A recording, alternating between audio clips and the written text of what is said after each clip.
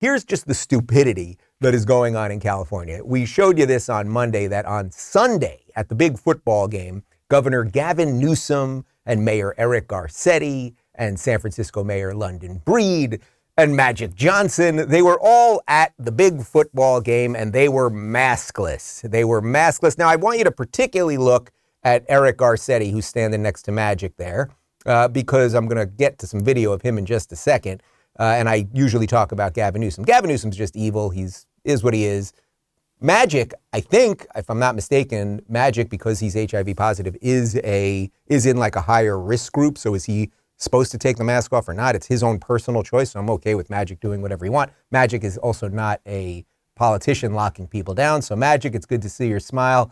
And, I watch old 80s Lakers versus Celtics games when I'm doing cardio. So I got no problem with Magic Johnson. But Eric Garcetti over there, the mayor of Los Angeles, one of the most locked down, destroyed cities in all of these United States, the city that I just fled. Well, when he got called out on smiling with Magic Johnson, here is the load of BS that he tossed at you.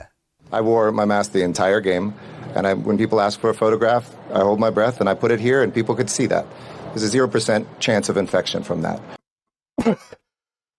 I mean, think how insane. We let them get away with this stuff, right?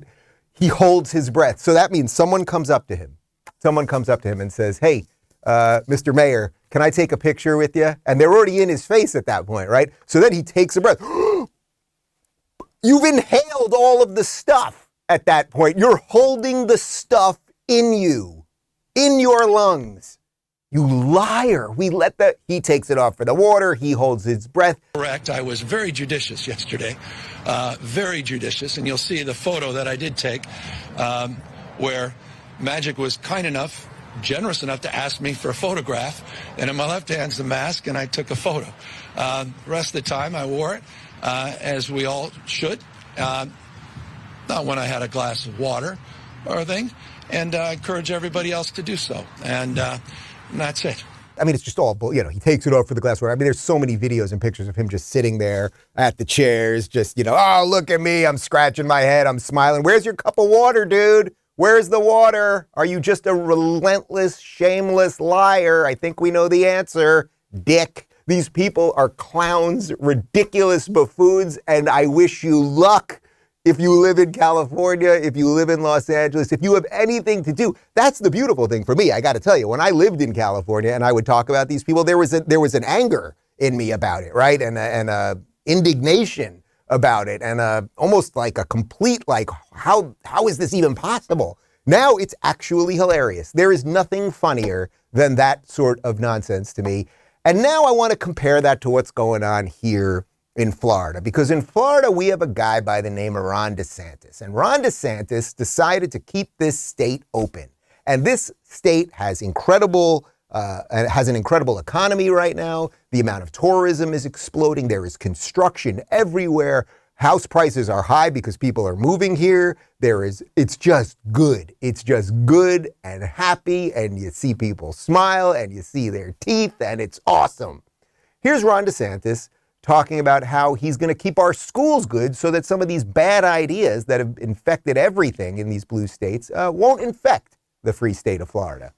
So what we're trying to do with the legislature is give parents the ability to inspect the curriculum so they know what's going on in their schools. I think a lot of parents, have very strong beliefs about, what is appropriate for a school system to be discussing, and certainly in terms of like trying to affirmatively push kids in one direction or another in some of these areas, becomes very problematic. And I know parents they want to have a basic education. So what we want is, have curriculum transparency, make sure that the parents are part of this. There are people in our country and in our state who take the position that parents really have no role in this, and that they just need to be kind of in the dark about what's going on. We believe sunlight's the best disinfectant, and I think that whether it's things like CRT, whether it's other things involving curriculum, having that transparency is something that's very significant.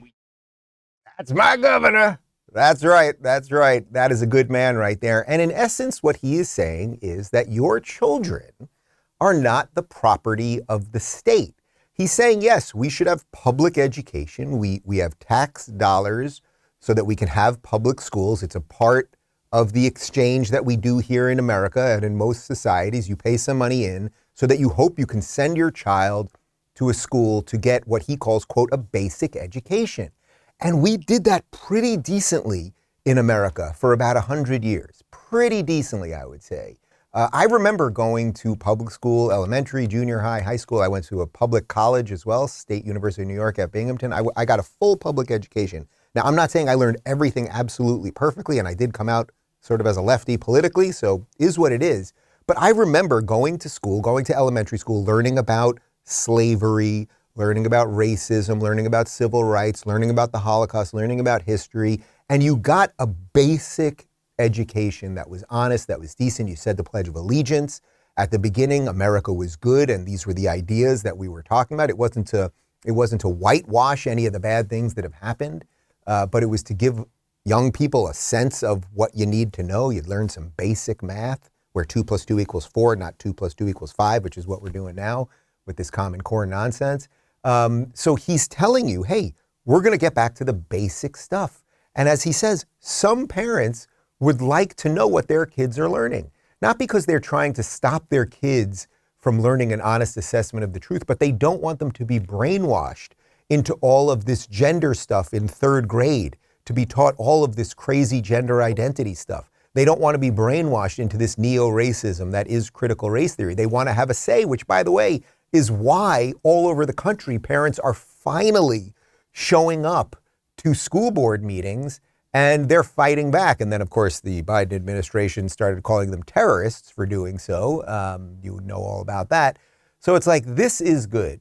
And I just got to say one more time, I am very happy to live in a place where we are governed by someone who doesn't want to rule over us, but someone who wants us to rule over ourselves and create room to do just that by creating places of decent education as opposed to indoctrination.